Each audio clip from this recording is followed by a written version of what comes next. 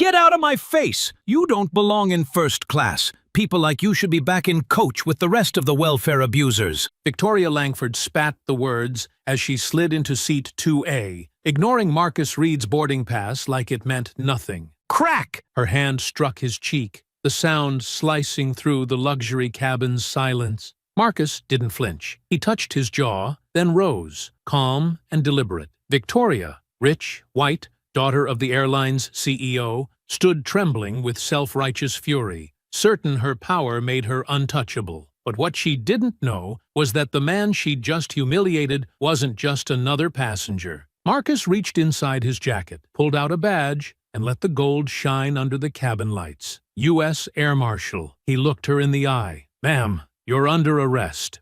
Before we go any further, comment where in the world you are watching from and make sure to subscribe, because tomorrow's story is one you don't want to miss. Morning sunlight streamed across the polished floors. Marcus Reed stood in the orderly line at gate B17, his leather briefcase held loosely at his side. His dark suit was crisp, his tie perfectly straight, a habit from his military days that served him well as an air marshal. He watched the bustling crowd with calm, practiced eyes, taking in every detail while appearing completely at ease. "Beautiful morning for flying," the gate agent said with a genuine smile as she checked his boarding pass. Her name tag read Patricia. "Sure is," Marcus replied warmly. "Clear skies all the way to Chicago, I hear." While they chatted, his gaze swept the gate area in steady sweeps, left to right, back again. The comfortable quiet was shattered by the sharp click of designer heels against tile. A woman in her early 30s strode through the security checkpoint, her blonde hair bouncing with each determined step. Two matching Louis Vuitton bags swung from her arms, and her face wore an expression of perpetual annoyance. "Excuse me," she snapped at a TSA agent who dared to ask for her ID. "Do you know who I am?" "Victoria Langford." "Yes, that Langford." "My father owns half this airport." The TSA agent's face fell, but he maintained his professionalism. "Ma'am, I still need to see your identification. It's federal regulation." Victoria rolled her eyes dramatically and dug through her purse, muttering loud enough for everyone to hear. "This is ridiculous. I fly first class every week. I shouldn't have to deal with this nonsense." Marcus watched the scene unfold, keeping his face neutral even as he noted every detail of her behavior. The way she thrust her ID at the agent without making eye contact. How she snatched it back before he was done examining it. The entitled tilt of her chin as she swept past him without a word of thanks. At the gate, Victoria marched straight to the front of the priority boarding line, cutting in front of several passengers who had been waiting patiently. An elderly man in a business suit opened his mouth to object, but Victoria silenced him with a withering glare. "I have priority boarding," she announced to no one in particular, waving her first-class ticket like a royal decree. "I'm not waiting behind all these people." The gate agent, Patricia, glanced nervously at Victoria's ticket. Recognition flickered across her face at the Langford name, and her shoulders tensed visibly. Marcus could read the internal struggle in her expression. Follow proper boarding procedure or avoid confrontation with the CEO's daughter. "Of course, Ms. Langford," Patricia said quietly, her earlier warmth replaced with careful neutrality. "You're welcome to board whenever you're ready." Victoria's smirk of satisfaction made Marcus's jaw tighten slightly, but he maintained his calm demeanor. This wasn't his first encounter with entitled passengers, and it wouldn't be his last. His role required him to remain unnoticed, just another business traveler in the crowd. As other first-class passengers began to line up, Marcus observed how they gave Victoria a wide berth, like planets orbiting a volatile sun. She stood examining her manicure, occasionally shooting impatient looks at Patricia, who was trying to organize the boarding process as efficiently as possible. "Now boarding our first-class passengers and those needing special assistance," Patricia announced over the intercom, her voice steady, despite Victoria's constant glaring. Victoria immediately pushed forward, not even waiting for Patricia to scan her boarding pass. "Finally," she muttered, loud enough for everyone to hear. "I thought we'd be standing here all day." Marcus waited his turn patiently, exchanging a sympathetic look with Patricia as she scanned his boarding pass. "Have a good flight, sir," she said quietly, clearly relieved to interact with a courteous passenger. The jet bridge stretched ahead, its accordion walls creating shadows in the morning light.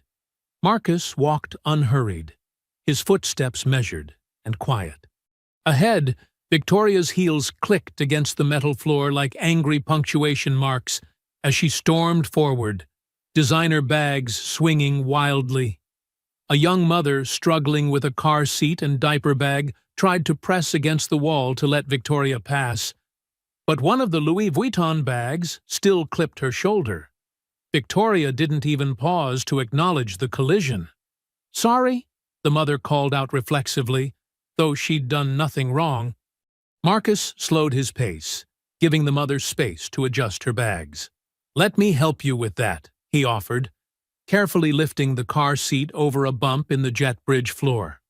"Thank you," she said with genuine gratitude, but Victoria's voice carried back to them, sharp with impatience. "Could you people move any slower?" she called over her shoulder, already disappearing into the aircraft's doorway. Marcus maintained his steady pace, watching Victoria vanish into the plane like a thundercloud rolling in before a storm.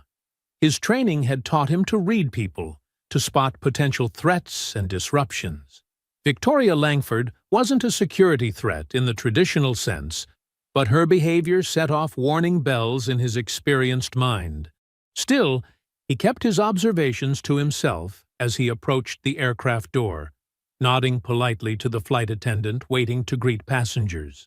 The young mother with the car seat followed behind him, now more at ease with her awkward load. Other passengers filed into the jet bridge in orderly fashion, the morning sun casting their shadows long against the walls. The usual pre-flight murmur of conversations and shuffling bags filled the air. But ahead, they could all hear Victoria's voice raised in complaint about something else, her words muffled, but her tone unmistakable. The first-class cabin gleamed with polished surfaces and plush leather seats. Marcus moved deliberately down the aisle, his trained eyes automatically noting the location of emergency exits and equipment. His assigned seat, 2A, waited by the window, a prime spot for maintaining situational awareness of the entire cabin. He placed his leather briefcase in the overhead bin with practiced efficiency, keeping his movements smooth and understated. The morning sun streaming through the small window cast warm patterns across the leather seat. Marcus began to lower himself into 2A, already mentally reviewing the flight manifest he'd studied earlier. A loud thud interrupted his thoughts as a heavy designer purse landed squarely in his seat. The bag's gold hardware glinted in the sunlight as it settled into the leather cushion. Marcus straightened up, turning to face Victoria Langford, who stood in the aisle with her hand still extended from tossing the purse. "Excuse me," Marcus said politely, maintaining the professional calm that had served him through countless situations. "I believe you've put your bag in my seat." Victoria's perfectly shaped eyebrows arched upward. Her lips curled into a practiced smirk that suggested she'd had this conversation before, and always gotten her way. "Oh, honey," she said, her voice dripping with condescension. "I think you're a little confused. This is my seat." Marcus reached into his jacket pocket and retrieved his boarding pass. "Actually, I have seat 2A right here," he said, holding out the document for her inspection. "Would you mind checking your boarding pass?" Victoria didn't even glance at the paper in his hand. Instead, she let out a short, sharp laugh that drew the attention of nearby passengers. "Listen," she said, leaning closer as if sharing a secret, though her voice remained deliberately loud. "I always sit in 2A. It's the best seat in first class, and Daddy makes sure it's reserved for me." You must have misread your ticket. The sweet scent of her expensive perfume couldn't mask the sour note in her voice. Marcus maintained his calm demeanor, though he noticed other passengers shifting uncomfortably in their seats. A businessman across the aisle suddenly became very interested in his phone, while an elderly couple pretended to study the safety card with intense focus. "Ma'am," Marcus said, his voice steady and clear, "I understand the confusion, but I can assure you this is my assigned seat. Would you please check your boarding pass?" Victoria's face hardened, her carefully applied makeup creasing slightly around her eyes. "Do you know who my father is?" she demanded, placing one manicured hand on her hip. "Charles Langford, the CEO of this airline? Ring any bells?" Before Marcus could respond, a flight attendant approached, drawn by the growing tension. She was young, with a name tag that read Sarah, and her professional smile couldn't quite hide her nervousness. "Is everything all right here?" she asked, glancing between Marcus and Victoria. "No, everything is not all right," Victoria snapped, turning her glare on the flight attendant. "This man is trying to steal my seat. I need you to sort this out immediately." "Of course, Ms. Langford," Sarah said, her voice barely above a whisper. "Could I see both of your boarding passes, please?" Marcus handed his over without hesitation. Victoria rolled her eyes dramatically before digging through her second designer bag, pulling out a crumpled boarding pass and thrusting it at the flight attendant. Sarah studied both documents carefully, her face paling slightly as she confirmed what Marcus already knew. "Ms. Langford," she said hesitantly, "I'm sorry, but this seat is actually assigned to Mr. Reed. Your seat is 4C. "Excuse me?" Victoria's voice rose sharply, causing several more passengers to turn and stare. "That's impossible. Check again." "I have checked, ma'am," Sarah replied, her voice trembling slightly. "The system shows that seat 2A was assigned to Mr. Reed when he checked in this morning." Victoria snatched both boarding passes from Sarah's hands, scanning them with narrowed eyes. Her face flushed red as she realized she couldn't dispute the evidence in front of her. But instead of backing down, she drew herself up to her full height, designer heels adding to her imposing stance. "I don't care what the boarding passes say," she declared, loud enough for the entire first-class cabin to hear. "I've told you who my father is. One call from me, and you'll be serving drinks in coach on regional flights for the rest of your career." She jabbed a finger toward Sarah, who took a small step backward. Marcus remained perfectly still, his face neutral but alert. He'd handled countless hostile situations in his career, and he recognized the signs of escalating tension. Other passengers were now openly watching the scene unfold, some with phones discreetly pointed in their direction. "Ms. Langford," he said calmly, "there's no need for threats. The airline has clear policies about assigned seating, and I'm sure we can resolve this professionally." Victoria swung around to face him, leaning forward until she was uncomfortably close. Her voice dropped to a harsh whisper, though still loud enough for nearby passengers to hear. "Listen here," she hissed, her perfectly painted lips curled in disgust.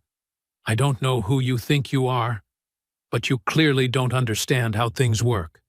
This is my airline, these are my planes, and this is my seat." The air in the first-class cabin grew thick with tension. Sarah stood frozen, clutching her hands together, while other passengers shifted uneasily in their seats. Through the galley, Marcus could see another flight attendant speaking quietly into the cabin phone, likely calling for backup. Victoria's designer perfume filled the small space between them as she continued to lean closer, her voice rising with each word. "So why don't you just grab your little briefcase and find your actual seat in coach where you belong?" The tension in the first-class cabin had become unbearable. Every passenger sat rigid in their seats, eyes fixed on the confrontation unfolding before them.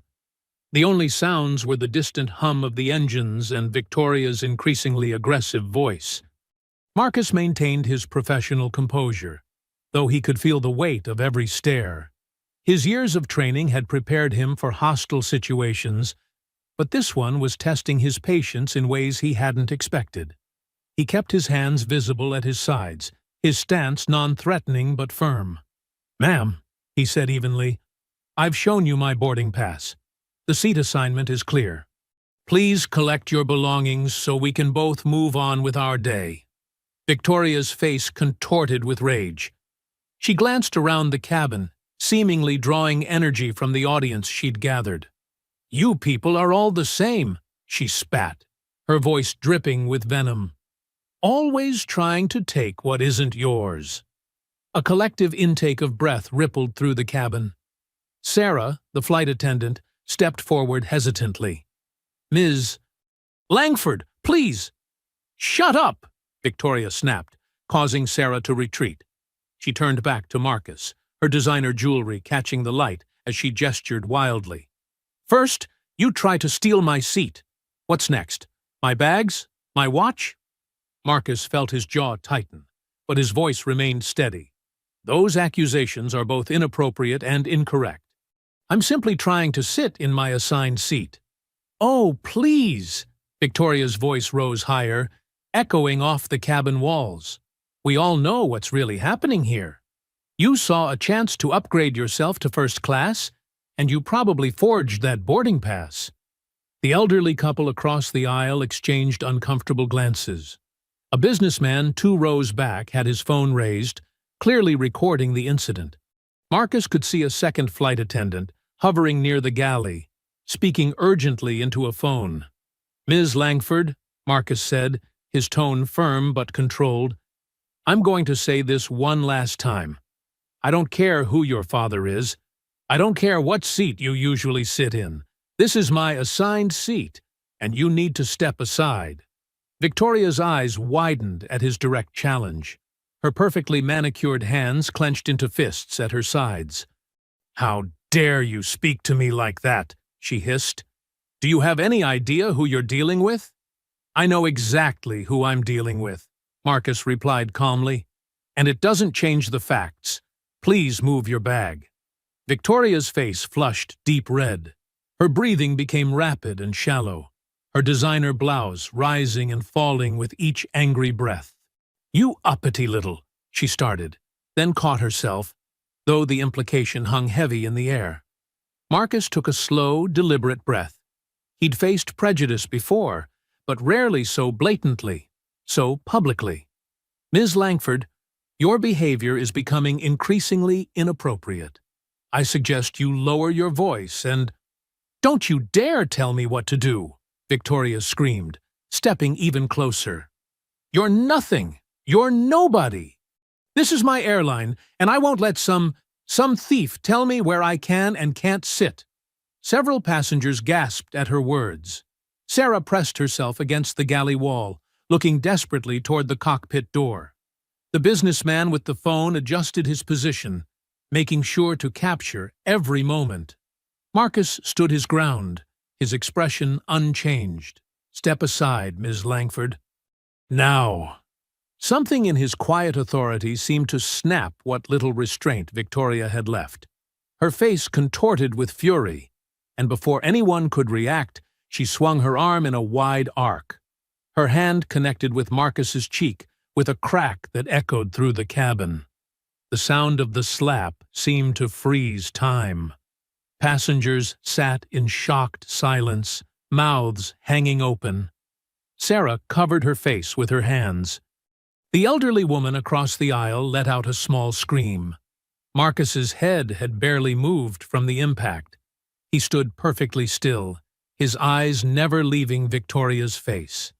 She stood there, hand still raised, a look of smug satisfaction spreading across her features.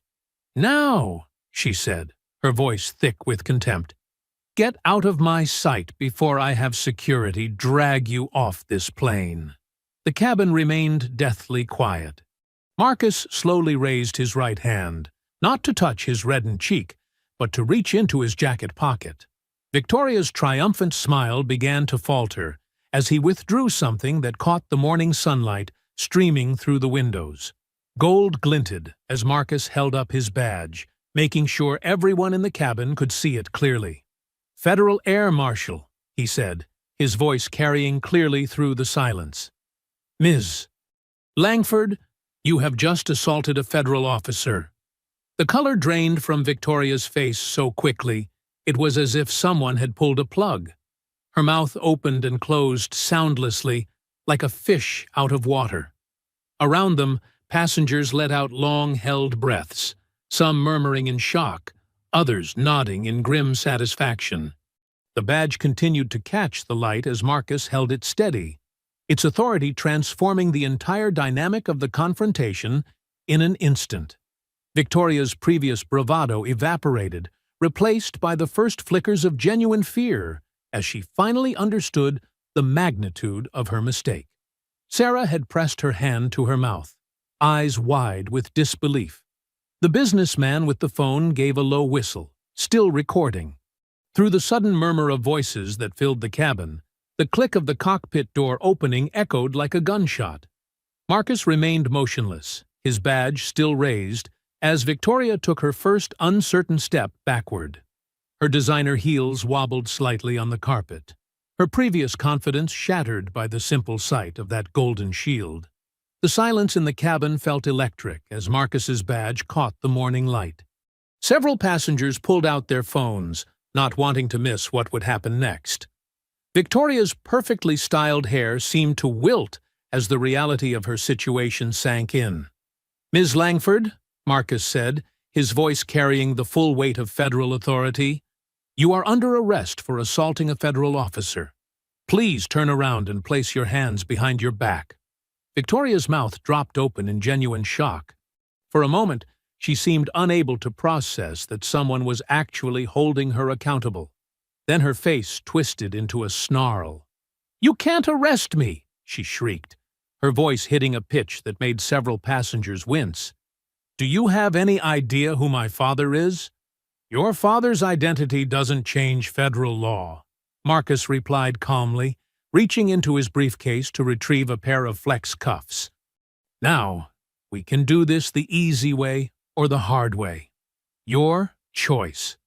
Victoria's eyes darted around the cabin, searching for allies, but found only phones recording her every move. The elderly couple had shrunk back in their seats. The businessman who'd been filming gave her a small wave, his phone still steadily capturing the scene. "This is ridiculous," she spat, backing away from Marcus. "I'll have your badge for this." "My father will destroy you." Her designer heel caught on the carpet, making her stumble slightly. "Sarah!" she barked at the flight attendant. "Call security right now. Tell them this man is harassing me."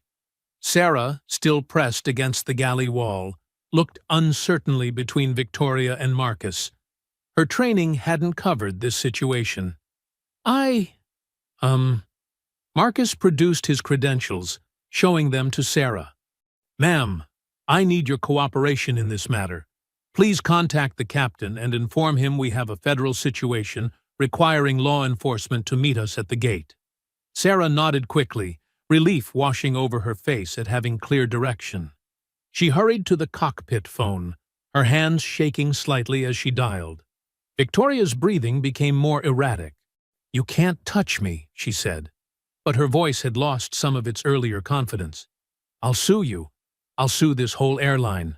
My lawyers will—" "Ms. Langford," Marcus cut in, his tone firm but professional.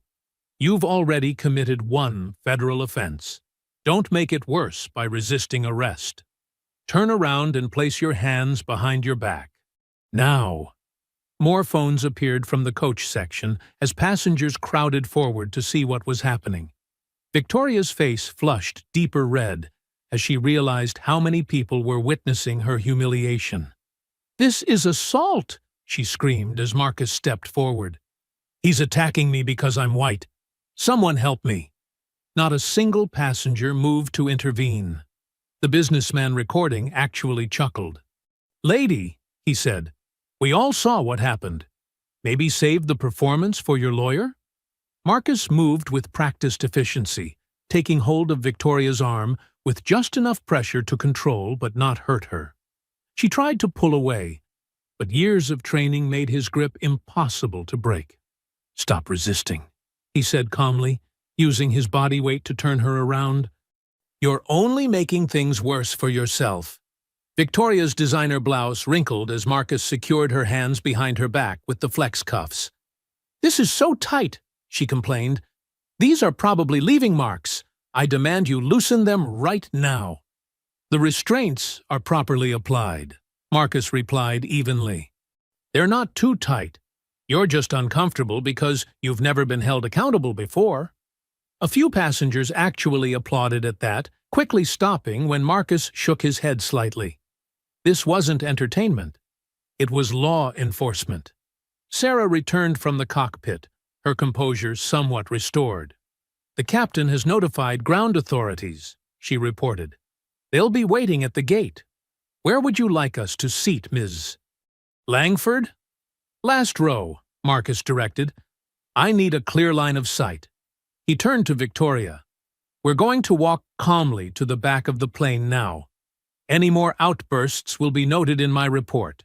"My father will hear about every second of this," Victoria hissed as Marcus guided her forward. "He's friends with senators, with the head of Homeland Security. Your career is over, you stupid." "That's enough," Marcus cut her off firmly. "Every threat you make is being recorded, both by passengers and by me.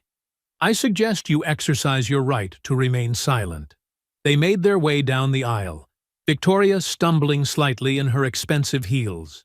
Coach passengers quickly raised their phones, capturing her walk of shame. Some whispered and pointed, others just shook their heads in disgust. "This isn't fair," Victoria whimpered, trying a different approach. Tears began rolling down her cheeks. "I'm sorry, okay? I just got upset. You don't have to do this." Marcus remained professionally detached. "You assaulted a federal officer. There are consequences for that choice." Reaching the last row, Marcus helped Victoria into the window seat, checking that the flex cuffs were still secure. She slumped against the window, mascara starting to run as her fake tears continued. "My wrists hurt," she complained. "And this seat is disgusting. Do you know how much this outfit costs?" Marcus ignored her, addressing the flight attendant who had followed them. "Please ensure no one approaches the prisoner without my authorization. I'll need a passenger manifest and incident report forms." "Of course, sir," the flight attendant replied, clearly relieved to have a professional handling the situation. Making his way back to first class, Marcus could feel the appreciative glances from passengers. He nodded politely but remained focused on his duty. Reaching his now vacant seat, the one that had started all this, he sat down, positioning himself to maintain a clear view of the cabin and his prisoner. Victoria's threats and complaints could still be heard faintly from the back, but they seemed to have lost their power. Passengers began settling back into their seats, though many kept glancing back, phones ready in case anything else happened. Marcus remained alert but calm, his presence bringing a sense of order to the previously chaotic cabin. He pulled out his own phone, beginning to type his preliminary report while the details were fresh. In the reflection of the window, he could see the red mark on his cheek where Victoria had slapped him, evidence that would be photographed and documented once they landed. Sarah, the flight attendant, approached Marcus with a tense expression. "Sir, the captain would like a word with you in the forward galley," she whispered, glancing nervously toward the back of the plane where Victoria sat. Marcus nodded, rising smoothly from his seat. As he made his way to the galley, he could hear Victoria's continued complaints echoing from the rear. Something about her constitutional rights and her father's golf games with the Secretary of Transportation. The captain stood waiting in the cramped galley space, his shoulders tight beneath his crisp uniform. Captain David Chen was a veteran pilot with over 20 years of experience, but right now he looked as uncomfortable as a rookie on his first flight. "Marshal Reed," the captain said quietly. We have a situation developing. He glanced around to ensure they wouldn't be overheard. Corporate leadership is already aware of the incident. Marcus maintained his professional composure. That's to be expected, Captain. It's a serious federal offense. Yes, well? Captain Chen shifted his weight, clearly struggling with what he needed to say next. I've received direct orders from Charles Langford himself. He's demanding that we handle this internally. Internally? Marcus kept his voice level, though he felt a familiar tension building in his chest. The captain nodded, looking miserable. Mr. Langford wants us to return to the gate. He's arranged for private security to handle the situation. His exact words were to make this incident disappear. He pulled at his collar, sweat visible on his brow despite the cool air. He reminded me that he signs my paychecks. Marcus studied the captain's face, recognizing the conflict there. Captain Chen, I understand you're in a difficult position, but this isn't a customer service issue that can be smoothed over. Ms. Langford assaulted a federal officer. That's a serious crime with mandatory protocols. Marshal, you don't understand, Chen said, lowering his voice further. Charles Langford doesn't just run the airline. He practically owns half the board of directors. He's got senators on speed dial. When he says jump, people ask how high. The law applies equally to everyone, Marcus replied firmly, regardless of their last name or their father's connections. The captain ran a hand through his graying hair. Look, I agree with you. What she did was completely out of line. But Langford made it clear that anyone who cooperates with pressing charges will be looking for a new job. He's already got the PR team spinning this as a misunderstanding. Marcus squared his shoulders, meeting the captain's worried gaze. Captain, let me be very clear. I've already placed Ms. Langford under arrest. Any attempt to interfere with that arrest or obstruct my duties as a federal officer would constitute a separate criminal offense. Are you prepared to add that to your report? Chen paled slightly. No, of course not. He glanced toward the cockpit. Langford is insisting we return to the gate immediately. He's got his corporate security team standing by. That's fine, Marcus said calmly. We can return to the gate, but Miss Langford will be remanded to federal custody, not private security. Any attempt to interfere will result in additional charges, not just for her, but for anyone who assists in obstructing justice. The captain seemed to deflate slightly, both relieved and worried. I'll radio ahead about our return. But, Marshal, he hesitated. Watch your back. Langford doesn't play fair when his family's involved. Last year, a gate agent filed a complaint after Victoria verbally abused her. The woman was fired the next day, and no one's hired her since. Marcus nodded, understanding the warning but unmoved by it. Thank you for bringing this to my attention, Captain. Please ensure all communication logs and incident reports are preserved. They may be needed as evidence. As Marcus turned to leave, Chen caught his arm. One more thing, the captain said quietly. The crew saw everything. We'll back up your account, whatever pressure they put on us. Some things are more important than a paycheck. I appreciate that, Marcus replied. Document everything. There may be investigators who want to speak with you. Returning to his seat, Marcus could feel the subtle shift in the plane's direction as they began their return to the gate. Victoria was still in the back, but her earlier ranting had been replaced by intense whispers into her phone.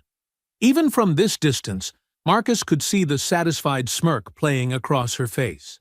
Sarah approached with a cup of water, setting it carefully on his armrest. I heard about the captain's conversation, she said softly.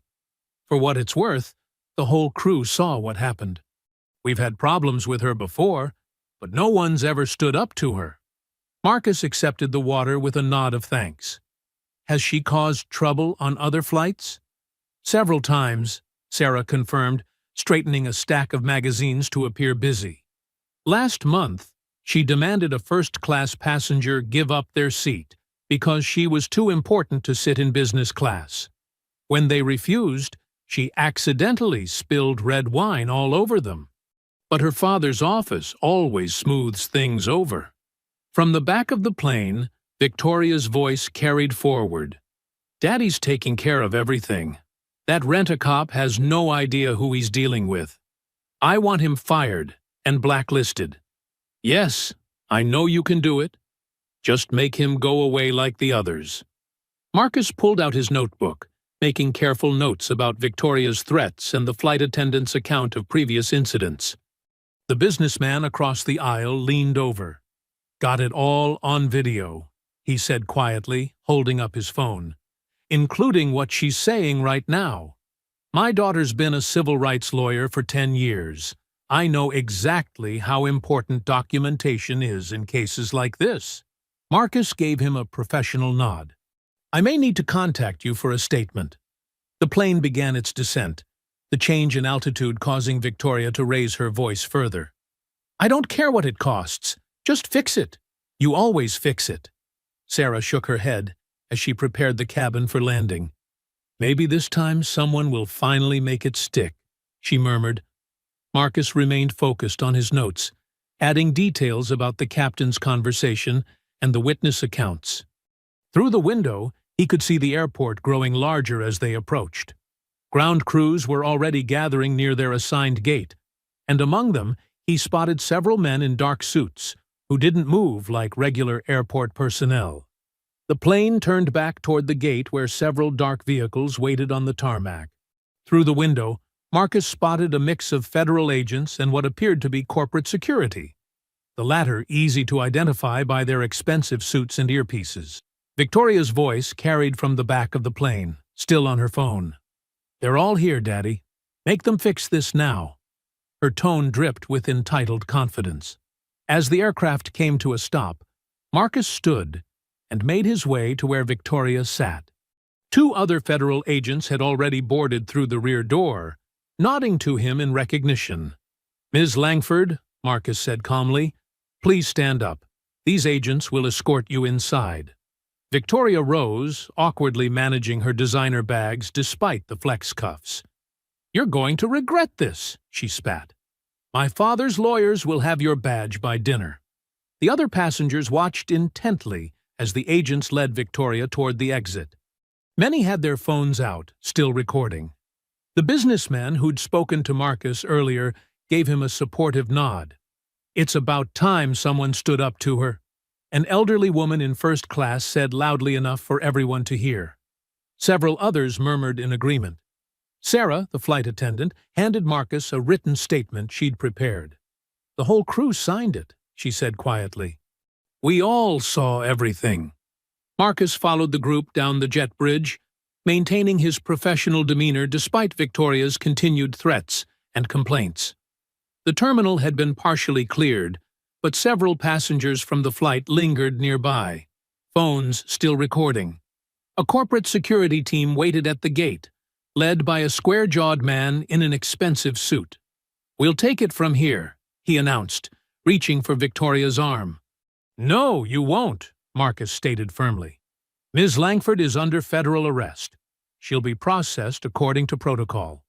The security chief's jaw tightened. "Mr. Langford has arranged—" "Mr. Langford's arrangements are irrelevant," Marcus cut him off. "This is a federal matter now." Victoria was escorted to a secure holding area, a sterile room with fluorescent lighting and bare walls. 2 chairs sat on either side of a metal table, with cameras mounted in the corners. Marcus began filling out his incident report, while Victoria paced, her designer heels clicking against the tile floor. "My father's sending his best lawyers," she announced, her voice thick with smug satisfaction. "The ones who handle all our special problems. They'll be here any minute." Marcus continued writing, documenting every detail with precise clarity. The slap, the racial slurs, the threats made afterward, the captain's warning about corporate interference. More federal agents arrived, but their demeanor wasn't what Marcus expected. They lingered near the door, exchanging uncertain glances. Finally, one of them, Agent Thompson, a veteran Marcus had worked with before, approached the table. "Reed," Thompson said quietly, "we need to talk." He glanced at Victoria, then back to Marcus. "In private." Marcus kept writing. "I'm completing my incident report." Thompson shifted uncomfortably. "Look, this could get political. Fast. We've already received calls from 2 senators' offices and the Secretary of Transportation." "Is that supposed to affect federal law enforcement?" Marcus asked without looking up. "Don't be naive," Victoria interjected. "Daddy's already spoken to your director. You're just too stupid to realize your career is over." Thompson winced slightly. "Reed, maybe we should consider alternative resolution options. Mr. Langford has suggested—" "I'm not interested in Mr. Langford's suggestions," Marcus stated, his pen moving steadily across the paper. "I'm interested in enforcing the law. Equally. For everyone." Another agent, Martinez, entered the room. "The airline's legal team is here. They're demanding immediate release and saying something about jurisdictional issues." "There are no jurisdictional issues," Marcus replied calmly. "The assault occurred in flight, against a federal officer. It's clearly within our authority." Victoria laughed, a sharp, cruel sound. "God, you really don't get it, do you? Rules are for little people. My father owns half the people in this building." Thompson leaned closer to Marcus. "The brass is nervous. This could affect funding, promotions, a lot of careers. Maybe we could classify it as a misunderstanding. Let their lawyers handle it internally." Marcus looked up for the first time, meeting Thompson's gaze. "Is that what you would suggest if she had slapped a white air marshal? Or if her father worked at Walmart instead of running an airline?" Thompson had the decency to look ashamed.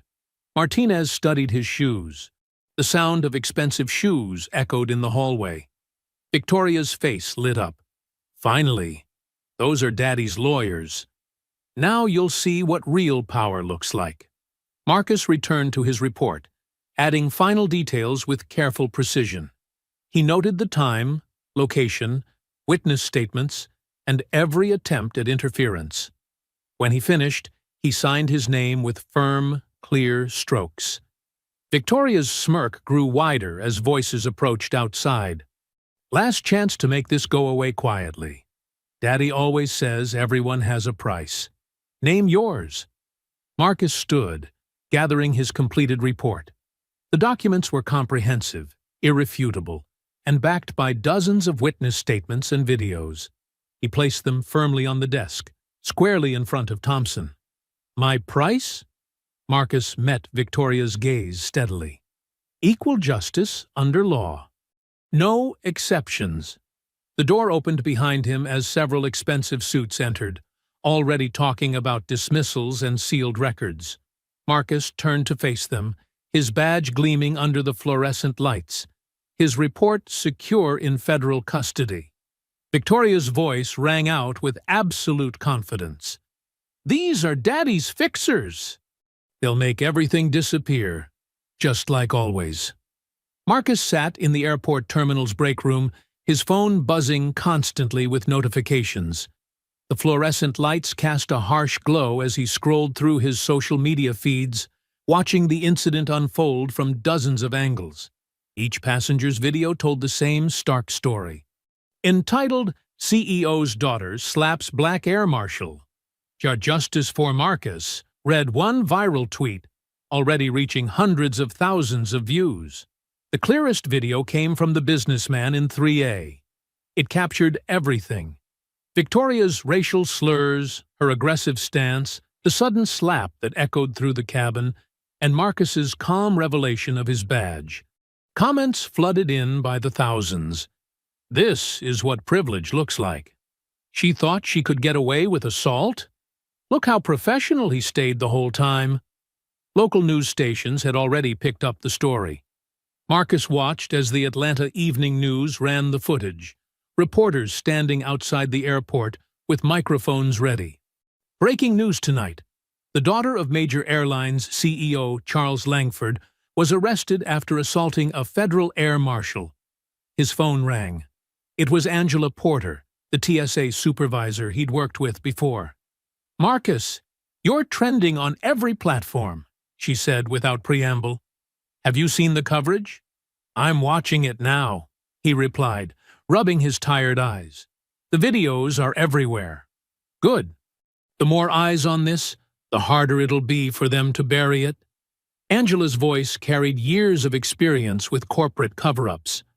"How are you holding up?" Marcus glanced through the break room window. Corporate lawyers still huddled near the holding area, their faces tense as they worked phones and tablets. "I'm fine.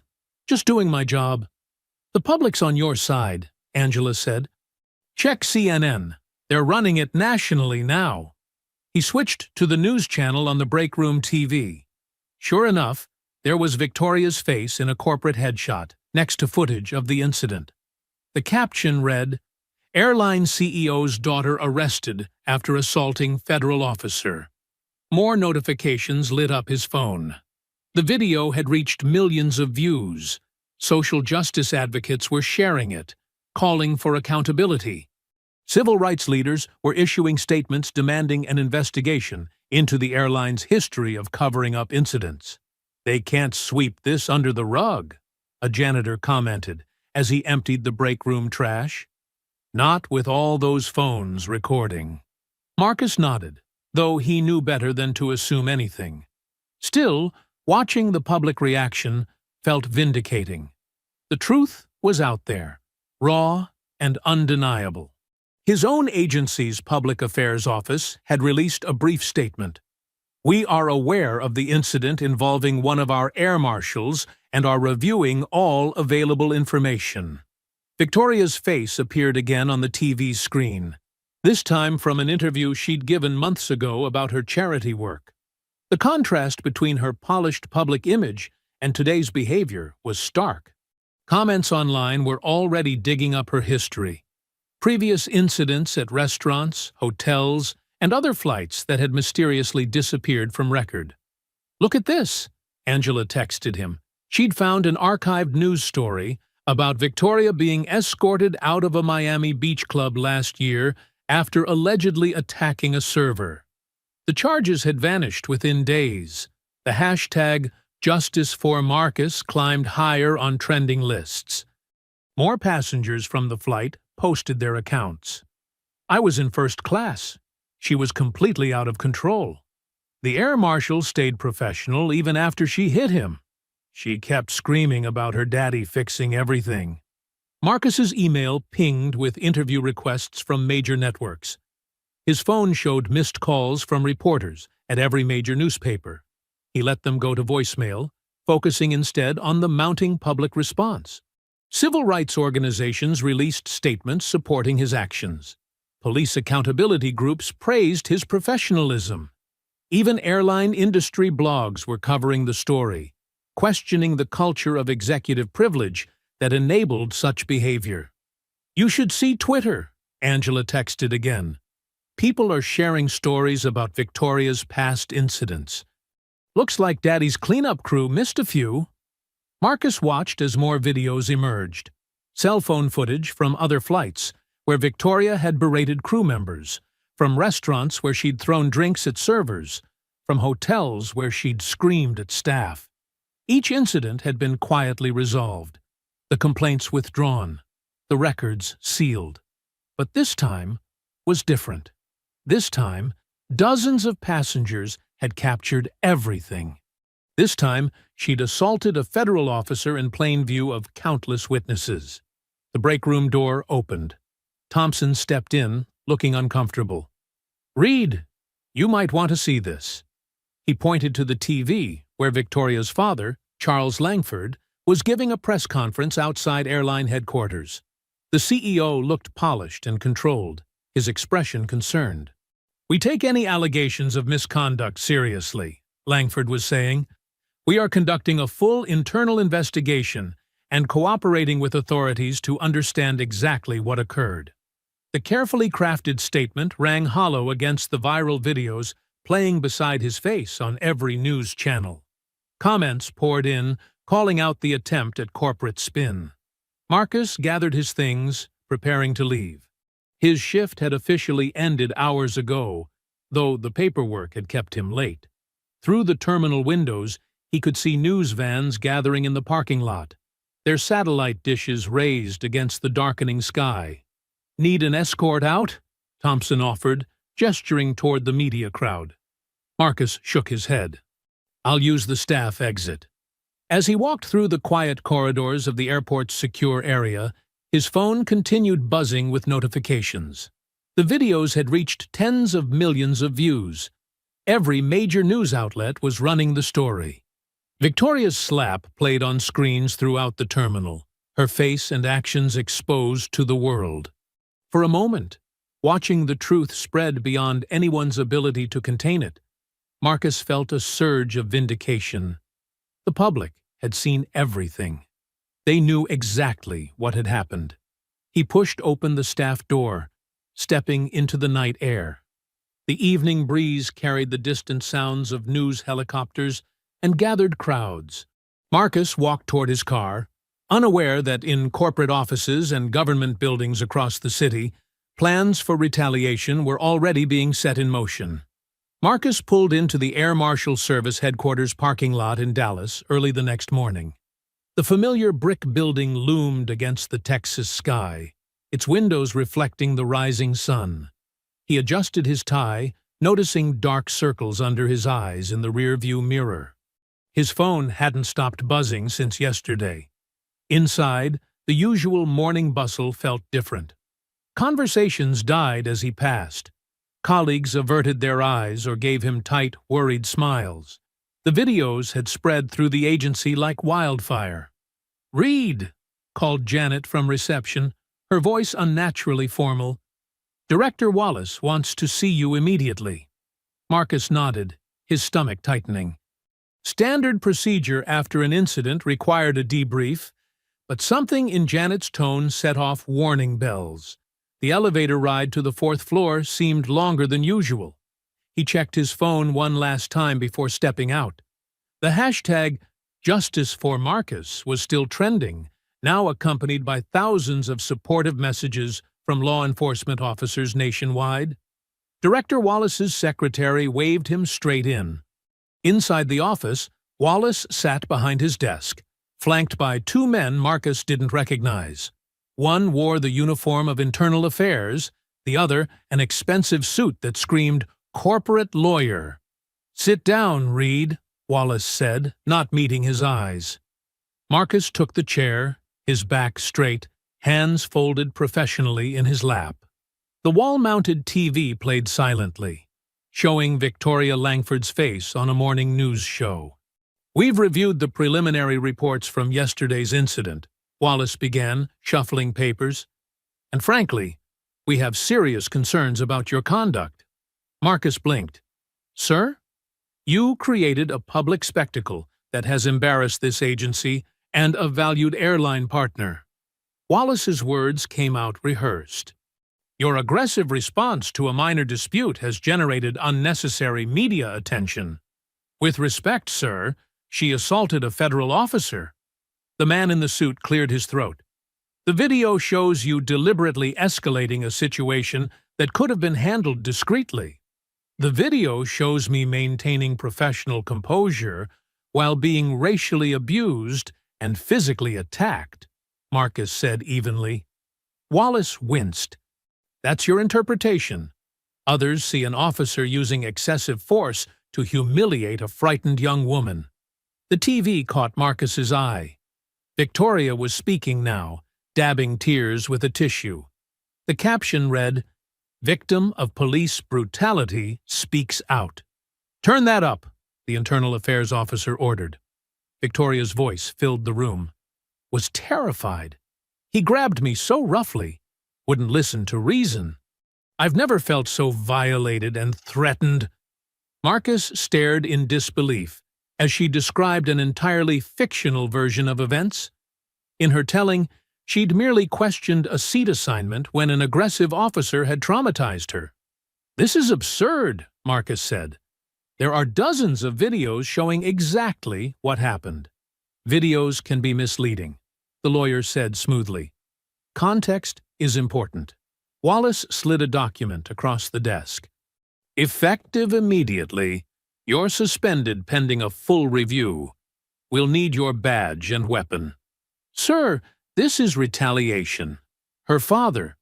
This isn't about Charles Langford, Wallace cut in sharply, though his face suggested otherwise. This is about maintaining public trust and professional standards. Marcus looked between the three men, reality sinking in. The system he'd served faithfully for years was turning against him to protect wealth and power. The Internal Affairs officer held out an evidence bag. Badge and gun, please. With steady hands that betrayed none of his inner turmoil, Marcus removed his credentials and service weapon. The badge made a dull thud as it hit the bottom of the bag. You'll be contacted regarding the review process, Wallace said, already standing. Until then, maintain media silence. That's an order. In the elevator down, Marcus watched his reflection in the polished doors. Same uniform, same posture, but something fundamental had shifted. The weight of his missing badge felt like a phantom limb. His phone vibrated. Angela Porter had sent him a link to Victoria's interview. The comments were flooded with outrage. Not at him, but at her obvious lies. Yet, here he was, suspended while she played victim on national television. The walk through the lobby felt endless. Colleagues who'd shared coffee with him yesterday now studied their shoes or computer screens. Only Janet caught his eye, giving him a small, sad nod. Back in his car, Marcus sat gripping the steering wheel. His phone showed missed calls from reporters, civil rights attorneys, and support groups. The news ticker on his dashboard displayed another headline: A.R. Marshal suspended after confrontation with CEO's daughter. The drive home passed in a blur of talk radio hosts debating the incident. Some defended him fiercely, citing his spotless record and the clear video evidence. Others parroted Victoria's version, questioning his judgment and suggesting racial bias against a frightened white woman. His apartment felt empty when he finally walked in. The silence pressed in as he loosened his tie and sank onto the couch. On his coffee table, his personal phone continued lighting up with notifications and messages of support. The TV came alive with Victoria's tearful face as she described her trauma to a sympathetic morning show host. I just want people to understand how scary it is, being threatened by someone with that kind of power. Marcus muted it, staring at his badge and gun lying on the table. Symbols of authority and responsibility he'd earned through years of service, now stripped away because wealth and influence mattered more than truth. The setting sun cast long shadows across his apartment. His phone buzzed again. Angela sending another message of support, promising this wasn't over. Outside, a news van crept past his building, probably hoping for a statement. He sat in the growing darkness, feeling the weight of institutional betrayal, but refusing to let it break him.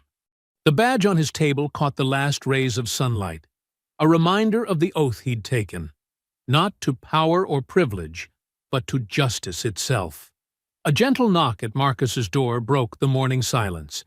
He'd been staring at news coverage for hours, watching his career dissected by talking heads who'd never worn a badge. Through the peephole, he saw Angela Porter, the TSA supervisor from yesterday, holding 2 coffee cups. Thought you might need this, Angela said when he opened the door. Steam rose from the cups, carrying the rich scent of dark roast. Mind if I come in? Marcus stepped aside, grateful for the company. His apartment showed signs of a sleepless night. Papers scattered across the coffee table, laptop open to news sites, his phone still buzzing with messages. You look like I felt during my first suspension, Angela said, settling onto his couch. She handed him one of the coffees. 15 years ago. Wrote up a CEO's son for trying to bring a knife through security. Next thing I knew, I was on administrative leave. Marcus sat across from her, wrapping his hands around the warm cup. What happened? I fought back. Won my job back, too. She leaned forward, her eyes intense. Listen, I've been doing some digging. Victoria Langford? This isn't her first rodeo. Not even close. She pulled out her tablet, swiping through documents. 3 years ago, she assaulted a flight attendant in Miami. Charges disappeared. 2 years ago, racist tirade against a gate agent in Chicago. Somehow never made it into official records. Last year, drunk and disorderly on a flight to LA. Guess what? No consequences. Marcus studied the incident reports, his jaw tightening. Her father buried all of this? Charles Langford has turned covering up his daughter's mess into an art form. Angela's voice held controlled anger. He's got friends in federal agencies, judges who owe him favors, PR firms on retainer. The whole system bends for him. She pulled out another document, a list of names and dates. These are all the employees who tried to report Victoria over the years. Every single one either got fired, transferred, or pressured to quit. Until now, no one's had clear video evidence and the courage to stand their ground. Marcus set down his coffee, running a hand over his face. So, that's why Wallace folded so quickly. Langford's influence reaches all the way up. Higher than you'd believe. But here's the thing. Langford's never faced someone he couldn't intimidate or buy off. And he's never had to deal with this much public attention. Angela smiled. Which is why I brought backup. Another knock at the door. Angela nodded encouragingly. Marcus opened it to find a man in his late 40s, carrying a worn leather briefcase. His suit was modest but sharp, his handshake firm. David Ortiz, he introduced himself.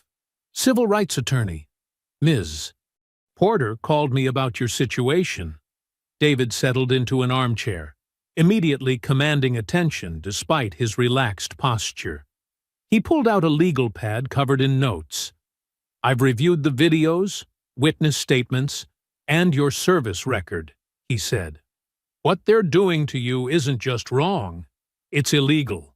Clear case of retaliation against a federal officer for performing his lawful duty. Marcus leaned back, studying the attorney. You've gone up against people like Langford before? That's my specialty. Corporate bullies who think money puts them above the law. David's eyes sparkled with controlled intensity. 3 years ago, I took down a bank president who had a judge in his pocket. Last year, won reinstatement for a whistleblower against a pharmaceutical company. The bigger they are, the harder they fall. He spread several documents across the coffee table. Here's what we know. Victoria Langford assaulted you on camera. Her father is using corporate resources to protect her. Again. They're counting on you backing down, taking a settlement, signing an NDA. Standard playbook for them. But this time it's different, Angela added. The videos went viral. People are angry. Even Langford can't make millions of witnesses disappear. David nodded. We can file a federal civil rights lawsuit. Challenge your suspension as retaliatory. Go after the airline for enabling a pattern of discriminatory conduct. The discovery process alone would expose years of cover-ups. Marcus picked up one of the documents. A draft legal complaint naming Charles Langford, the airline, and various federal officials as defendants. This could end my career, he said quietly. Your career's already under attack, David replied.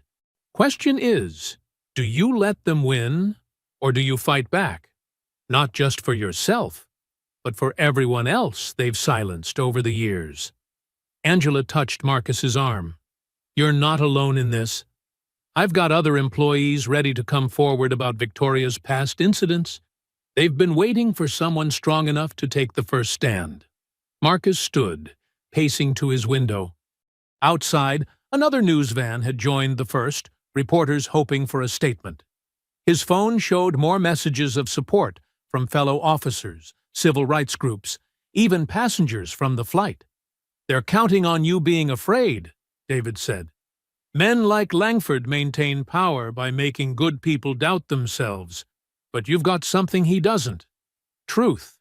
And in my experience, truth properly deployed is stronger than any corporate legal team." Marcus turned back to them, studying his badge still lying on the table. Everything he'd worked for, everything he believed in about justice and duty, had led to this moment.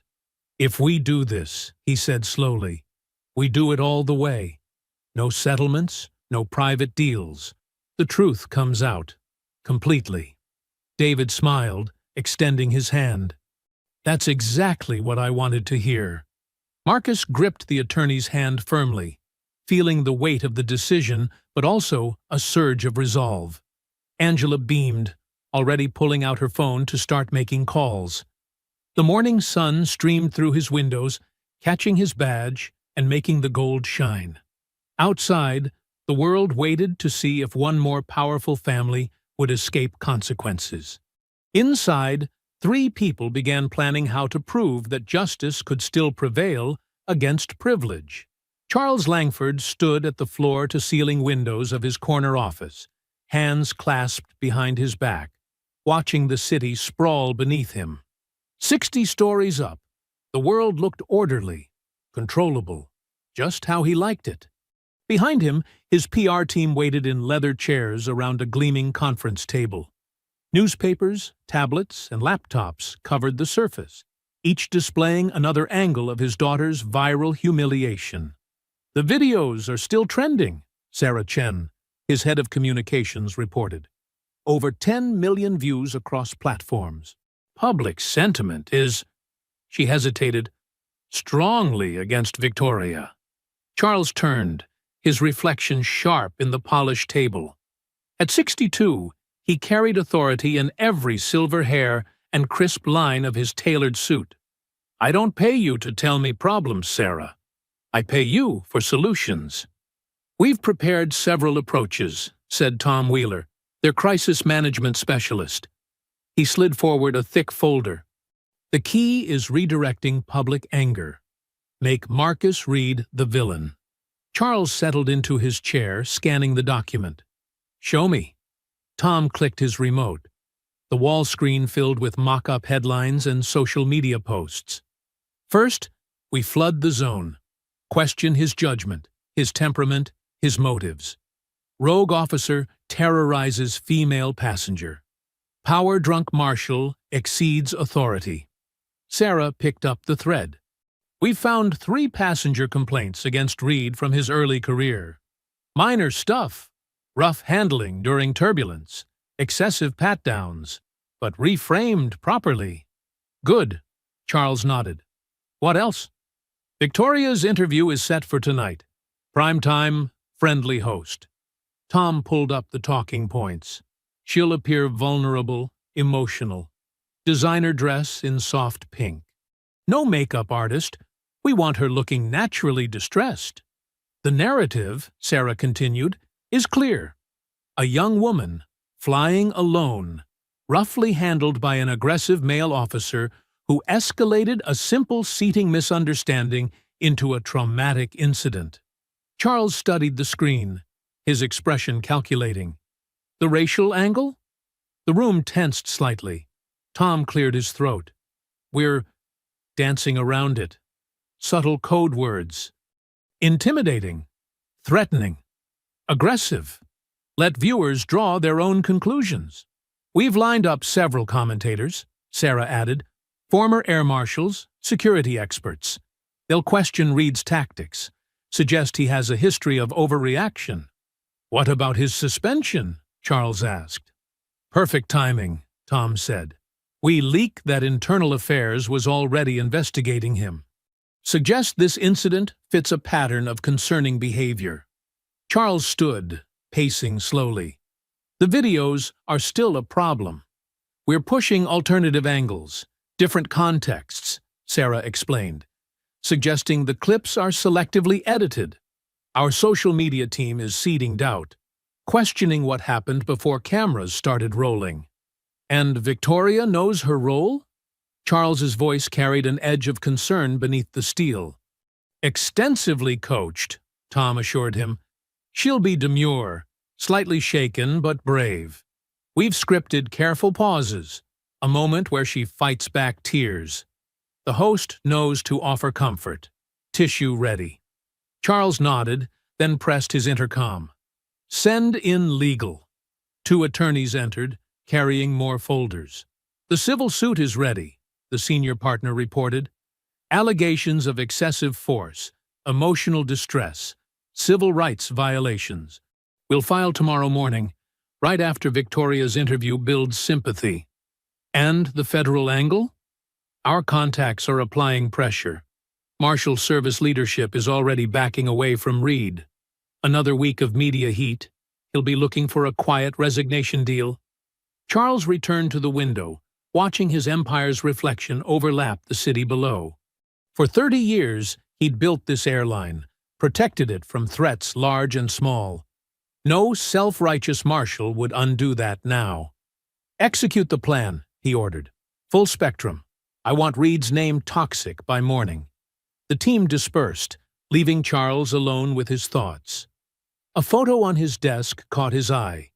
Victoria at 8, blonde curls and innocent smile, sitting on his lap in the cockpit of his first plane. He'd given her everything, cushioned every fall. Perhaps that had been his mistake, but it was too late for such reflections. The machine was in motion. By evening, the assault began. News alerts pinged across the country. Breaking. Air Marshal's troubled past revealed. Sources question officer's mental state. Airline passenger speaks out.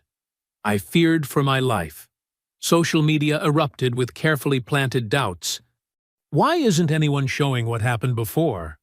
My cousin worked with Reed, said he was unstable. Just another power-hungry cop. At 8 o'clock sharp, Victoria appeared on Evening Focus with Dana Burke. The set was soft-lit, intimate. Victoria perched on the edge of her chair, hands clasped in her lap, wearing a pale pink cashmere sweater that made her look younger, vulnerable. I just wanted to go home, she said, voice trembling perfectly. The seat arrangement was unclear. I tried to explain, but he became so angry, so aggressive. Dana leaned forward sympathetically. You must have been terrified. I was. Victoria dabbed at her eyes with the tissue. I'd heard about police brutality, but to experience it, to be manhandled, humiliated, treated like a criminal. She paused, fighting back tears exactly as rehearsed. And now this video is everywhere, Dana prompted. It's devastating, Victoria whispered. My father taught me to respect authority, but this officer, he seemed to enjoy hurting me, embarrassing me. I keep asking myself, what did I do to deserve this? In his apartment, Marcus watched the performance, jaw clenched tight. His phone buzzed constantly with messages from colleagues, friends, even strangers who'd found his number. The comments under the interview video scrolled past. Poor girl. Fire that thug. Where's BLM when white women are attacked? On screen, Victoria concluded her carefully scripted testimony. I just want justice, she said softly. Not just for me, but for anyone else this officer might hurt. No one should face abuse from people meant to protect us. Marcus muted the TV, staring at his reflection in the dark screen. The truth felt distant now, buried under an avalanche of lies. But somewhere in that artificial storm, the facts remained unchanged. A slap, a badge, a law that should apply to everyone equally. He picked up his phone, opening the text from David Ortiz. Saw the interview. Ready to fight back? Marcus typed 2 words. Absolutely ready. Marcus's apartment had become their war room.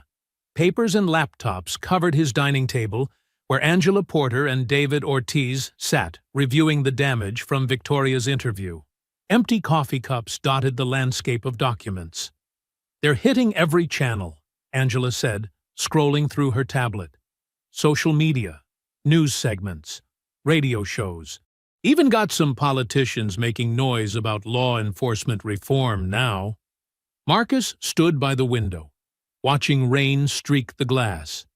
"Amazing how fast they work when they want to bury someone." "Classic corporate playbook," David replied, marking notes on a legal pad.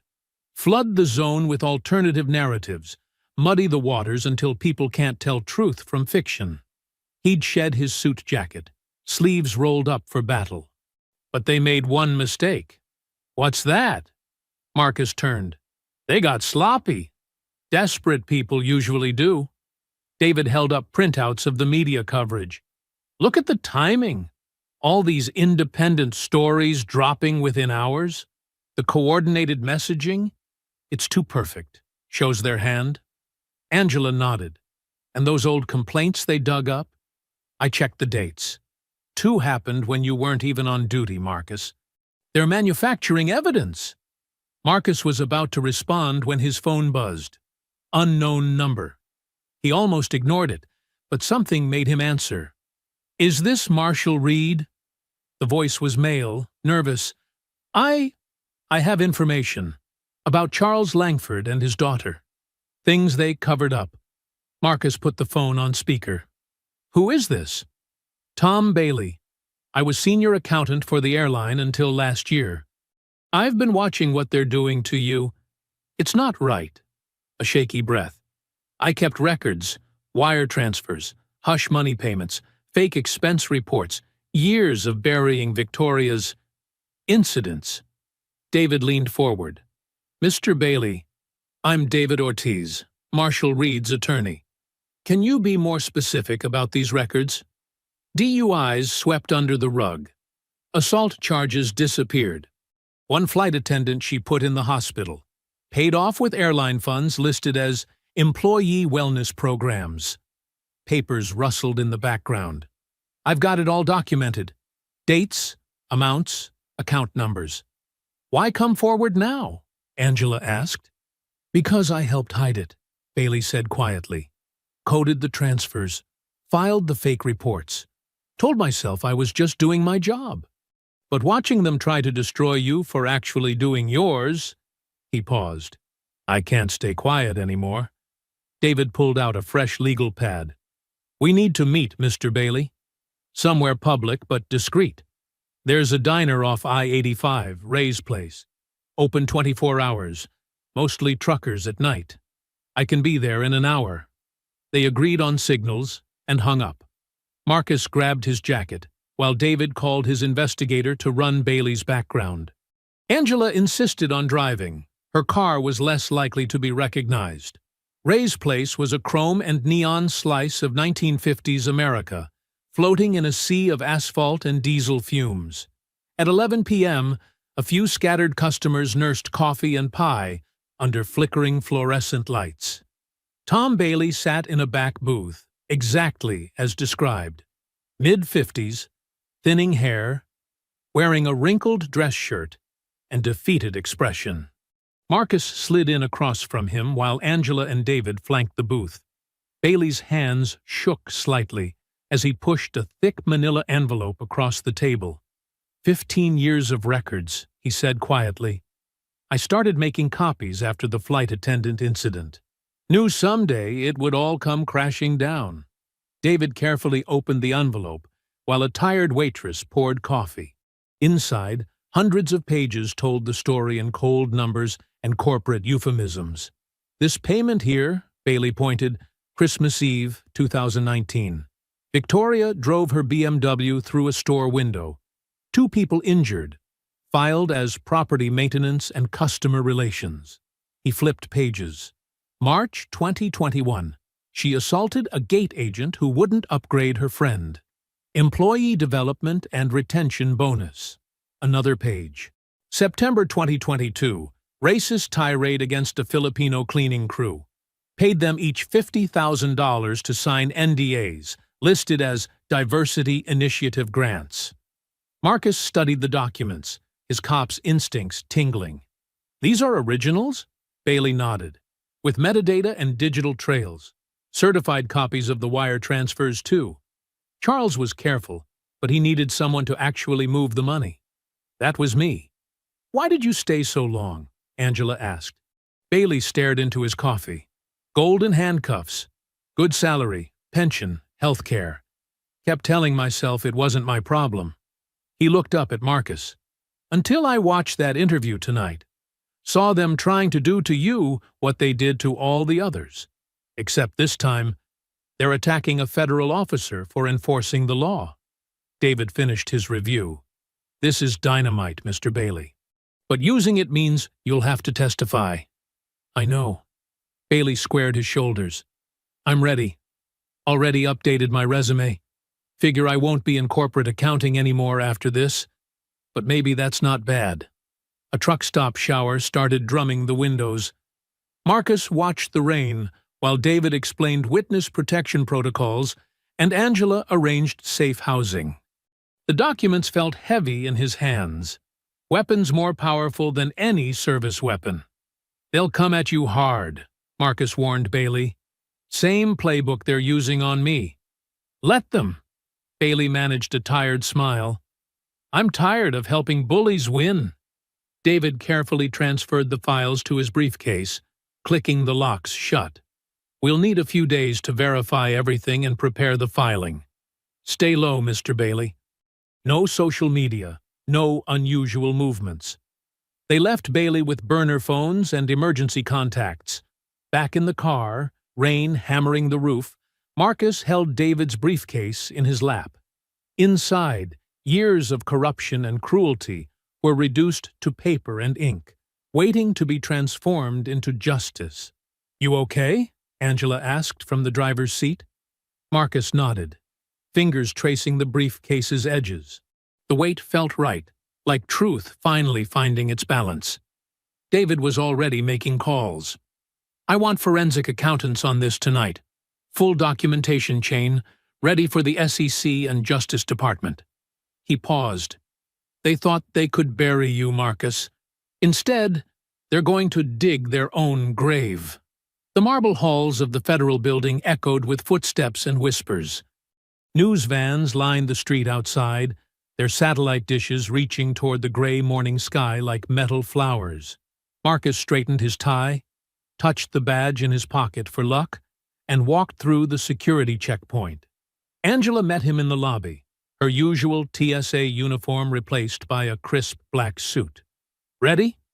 "Been ready since the day it happened." Marcus kept his voice steady, though his heart hammered against his ribs. They'd prepared for this moment, rehearsed his testimony until the words flowed like water.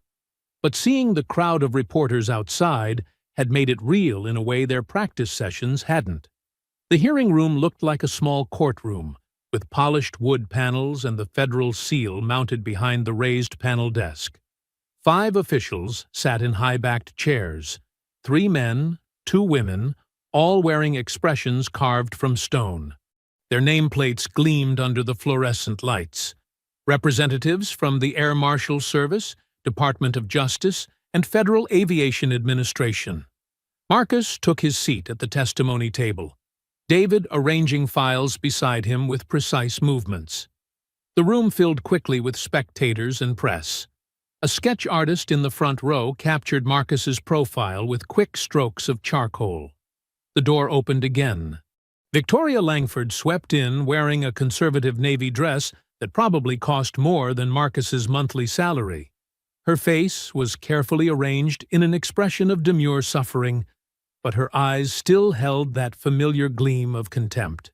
Charles Langford followed, flanked by 3 lawyers carrying leather briefcases that screamed, "Expensive."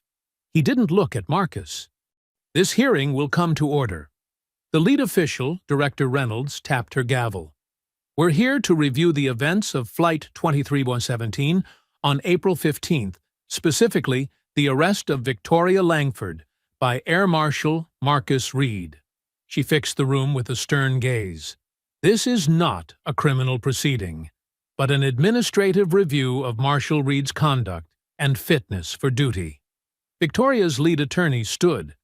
We intend to show that Marshal Reed used excessive force and abused his authority to humiliate our client, causing her significant emotional distress.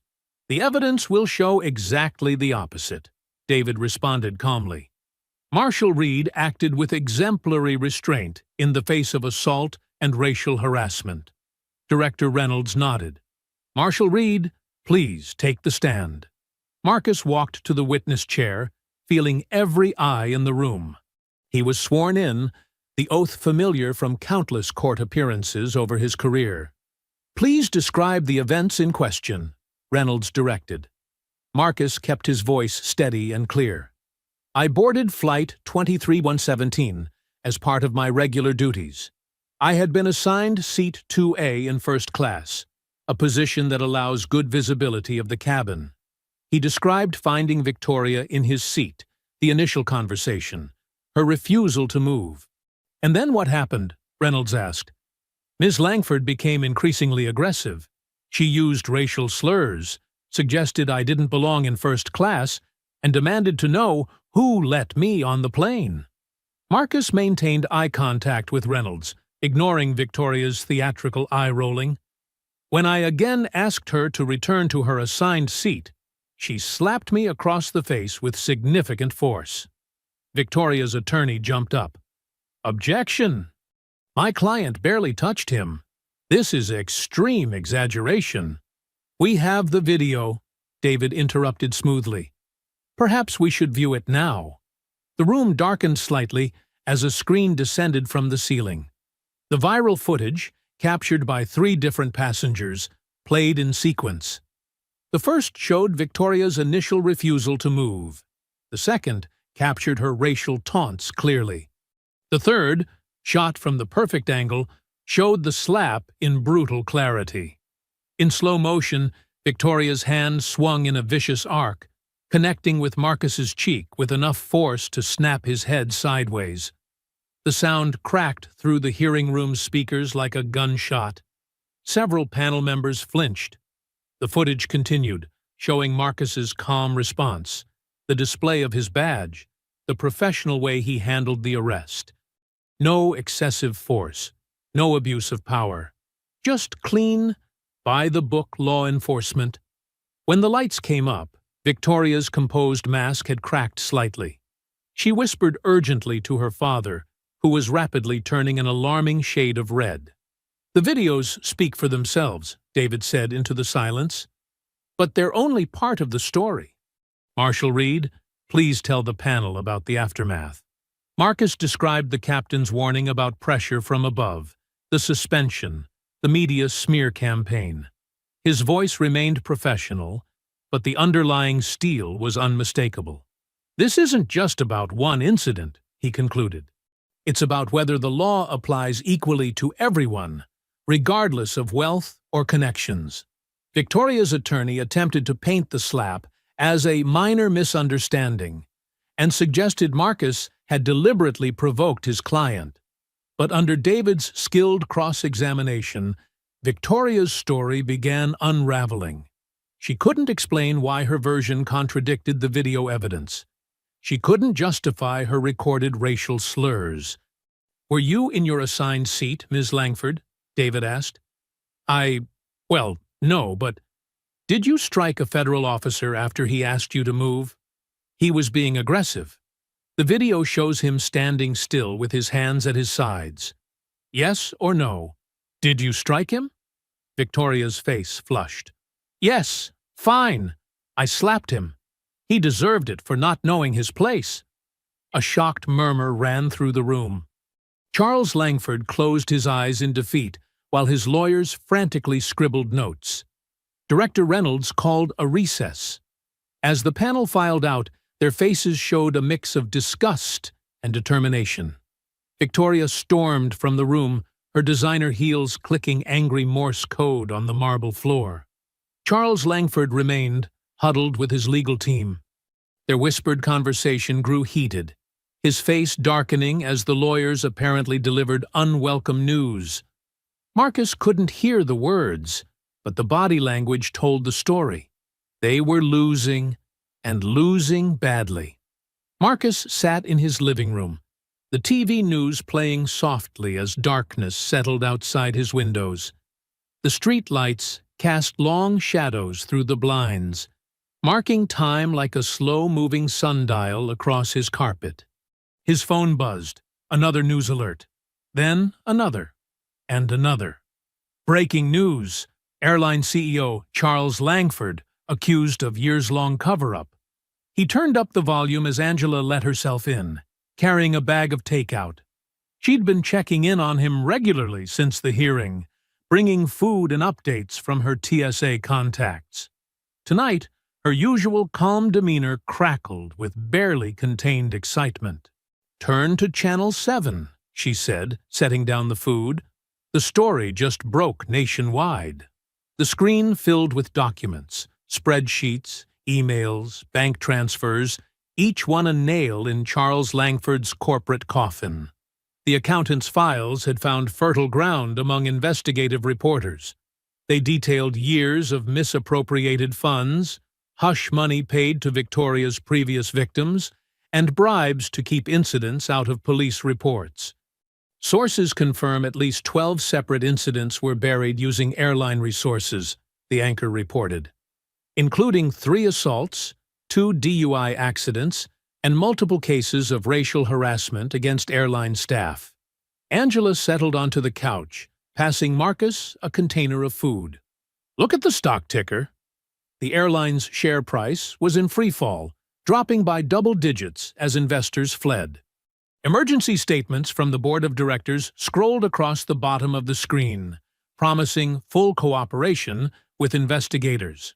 The FAA has announced an immediate probe into safety and compliance practices. Another reporter announced, Senator Williams has called for congressional hearings into what she termed systemic corruption and abuse of power within the airline industry. Marcus's phone rang, David calling with updates. He put it on speaker. "It's a bloodbath," the lawyer said, sounding energized. 3 regulatory agencies just announced investigations. The SEC is looking into securities fraud. Charles Langford's been subpoenaed by 2 congressional committees. "What about Victoria?" Angela asked. "She's spiraling," David replied. "Tried to book a flight to the Cayman Islands, but her passport's been flagged. She's holed up in her penthouse, screaming at reporters through the intercom." On TV, they cut to footage of Victoria outside her building, looking nothing like the polished woman from the hearing. Her hair was disheveled, makeup smeared, designer clothes wrinkled. She shoved a camera aside, shrieking, "Don't you know who I am?" "They're playing that right next to the plane footage," Angela noted with satisfaction.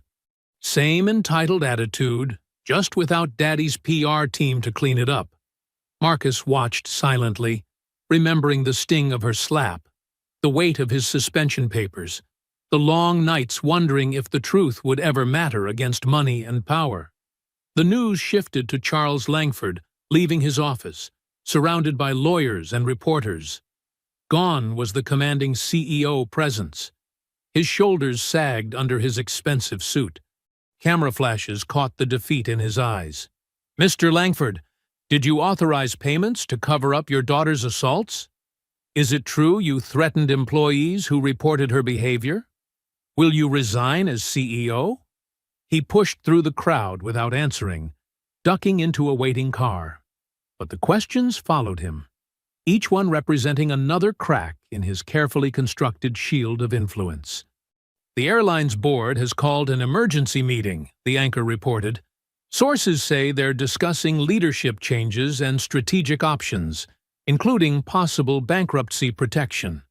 Angela's phone chimed with messages from her TSA colleagues. "The whole airport's buzzing," she said.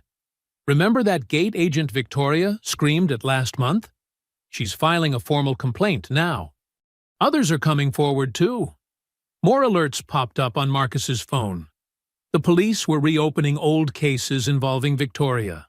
Former airline employees were speaking out about a culture of cover-ups and retaliation. Each new revelation built on the others, creating an unstoppable cascade of consequences. Senator Williams's office just released a statement, David said over the speaker. She's calling for your immediate reinstatement with full back pay and a public apology. Marcus leaned back, letting out a long breath. The weight of the past weeks began to lift, replaced by a quiet sense of validation. He thought of all the people who'd faced similar situations without video evidence, without brave witnesses, without the truth breaking through. It's not just about me, he said quietly. It's about everyone who's been told to stay quiet because someone had money or power. Angela nodded, understanding in her eyes. That's why we couldn't let it go. That's why it mattered. On screen, financial analysts debated the airline's future. Words like leadership vacuum and systemic failure filled the air. The stock price kept falling as more documents emerged, each revelation worse than the last. They showed Victoria again, this time trying to escape through her building's service entrance. Her face crumpled when she saw the cameras waiting. No more smug smile, no more confident strut. Just a scared woman facing consequences for possibly the first time in her life. "Your father can't fix this," a reporter called out. "What do you have to say for yourself?" Victoria's only response was to cover her face with her designer bag, hurrying back inside as her world continued to unravel. Marcus and Angela watched in companionable silence as the news cycled through each new development. The takeout containers sat forgotten as history unfolded on screen. Years of entitlement and abuse of power crashing down in a single evening of truth. "You know what this means?" Angela said after a while. "Real change. Not just for the airline, but for everyone who thinks they're above the law." Marcus touched his badge, still in his pocket where he'd kept it during his suspension. "Equal justice," he said softly. "That's all I ever wanted." They sat together as the news continued, watching power yield to truth, watching arrogance bow to accountability, watching justice slowly but surely find its way home. The federal courthouse loomed against the morning sky, its stone columns casting long shadows across the plaza. News vans lined the street, their satellite dishes stretching upward like metal trees. Marcus straightened his tie as he climbed the steps, flanked by Angela and David. Inside the courtroom, Victoria sat at the defendant's table, her designer outfit replaced by a conservative gray suit that couldn't hide her nervousness. Her hands fidgeted with a tissue, shredding it into tiny pieces. 2 rows behind her, Charles Langford occupied his own seat of shame, his usual commanding presence diminished by weeks of public scandal. The judge, a stern-faced woman in her 60s, called the court to order. The room fell silent except for the scratch of reporters' pens and the soft whir of cameras. "Will the defendant, Victoria Langford, please rise?" the judge instructed. Victoria stood on shaky legs. Her lawyer placed a steadying hand on her elbow. "Ms. Langford, this court has considered your plea agreement carefully," the judge began. "The charges against you are serious. Assaulting a federal officer is not a minor offense, regardless of your background or family connections." Victoria's shoulders trembled. Gone was the entitled woman who'd stormed through first class. In her place stood someone finally facing consequences.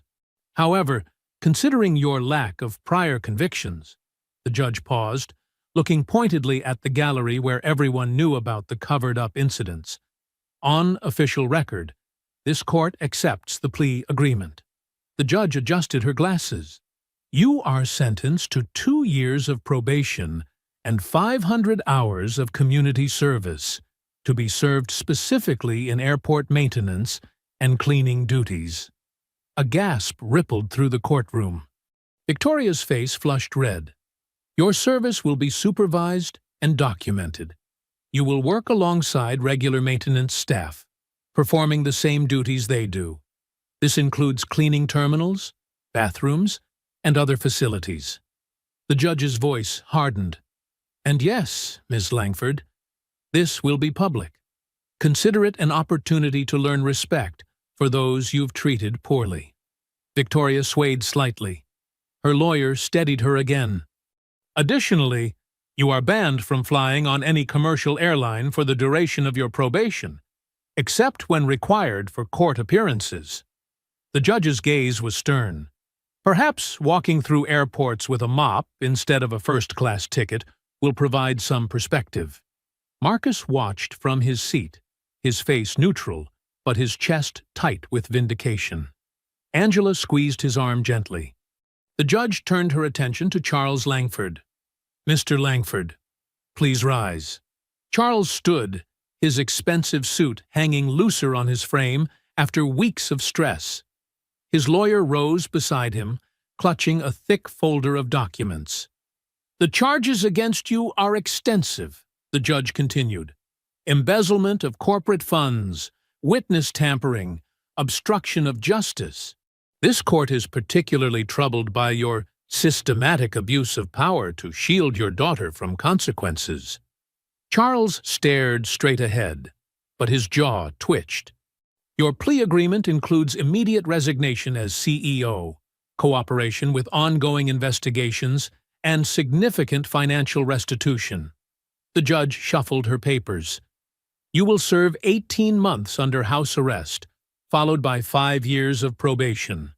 You are permanently barred from serving as an officer or director of any public company."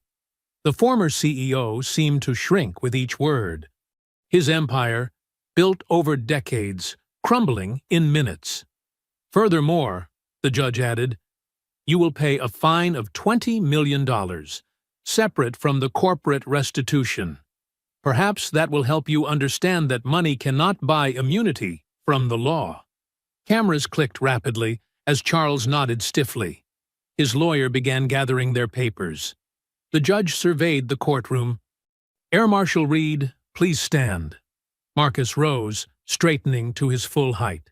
"This court commends your professionalism and dedication to duty. Your actions upheld the law equally, regardless of wealth or status." The judge's stern expression softened slightly. "That should be unremarkable. But sadly, it proved extraordinary. You are a credit to your service." "Thank you, Your Honor," Marcus replied quietly. The judge raised her gavel. "This court is adjourned." The sharp crack of wood on wood echoed through the room. Victoria burst into tears, her sobs no longer generating sympathy from onlookers who'd seen through her act. Charles turned to his daughter, but she jerked away from his attempt to comfort her. Reporters rushed from the courtroom, racing to broadcast the news. Marcus remained seated, watching as Victoria was led away to begin processing for her probation.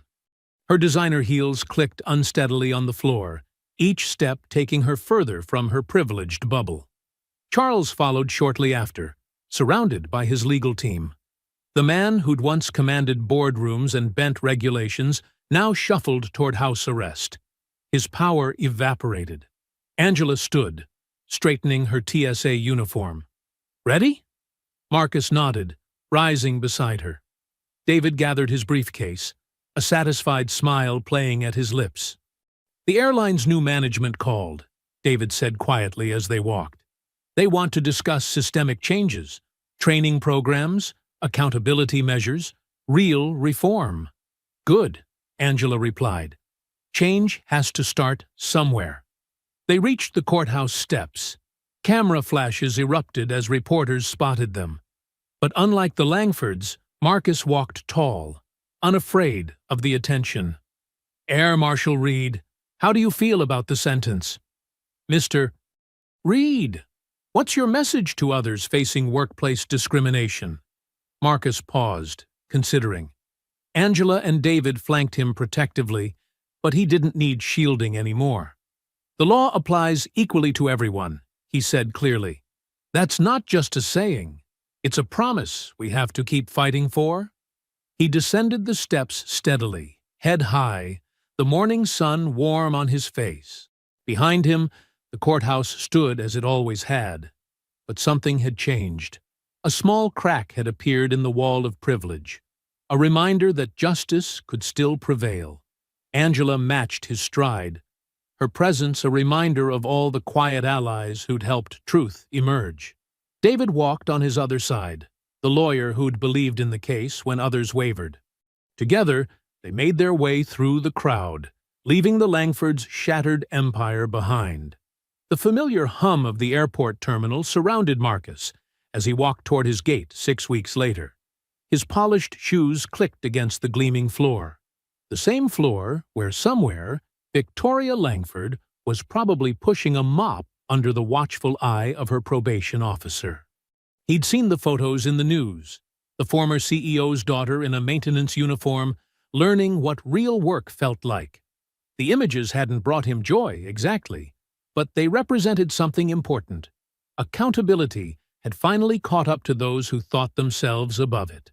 At the gate, Marcus presented his boarding pass. The agent's eyes widened with recognition. "Air Marshal Reed," she said warmly, scanning his ticket. "It's an honor to have you flying with us today." Marcus nodded politely, still unused to being recognized. The case had made national headlines for weeks, sparking conversations about privilege, power, and justice. His inbox had filled with messages from other federal officers and airline workers sharing similar stories of abuse they'd endured in silence. The jet bridge stretched before him as he boarded the aircraft. This time, the flight attendant at the door beamed with genuine respect. "Welcome aboard, sir," she said. "We're so glad to have you with us. First class is to your left." Marcus made his way to seat 2A, the same seat number as that fateful day. But this time, no entitled passenger waited to challenge his right to be there. Instead, a businessman in the adjacent seat gave him a knowing smile. "You're him, aren't you?" the man asked as Marcus stored his briefcase. "The air marshal who stood up to the Langfords?" "Just doing my job," Marcus replied modestly, settling into his seat. "No," the businessman shook his head. "You did more than that. You showed that the system can work when good people refuse to back down." A flight attendant approached with pre-flight drinks. "Would you like anything, Air Marshal Reed?" "Water, please," Marcus said. As she poured, he noticed her name pin. Sandra. "I've been flying for 20 years, Sandra confided, her voice low. "What you did? It changed things.